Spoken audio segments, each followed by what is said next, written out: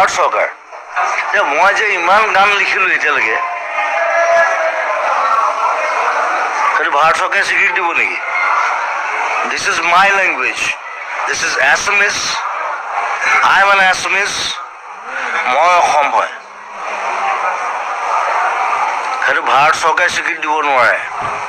আৰু গোটেই অসম বুলি নহয়, গোটেই ইণ্ডিয়াৰ যিমান ভাষা আছে চব পালি, প্ৰাকৃত, সংস্কৃত তাৰ পৰা আহিছে, এইটো ভাৰত চৰকাৰে দিব নোৱাৰে। এই ভাৰত চৰকাৰ স্বীকৃতি, ভাৰত চৰকাৰে আমাক কি স্বীকৃতি দিব?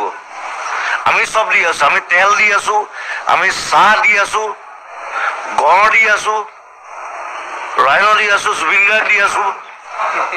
হা? Who the hell you are?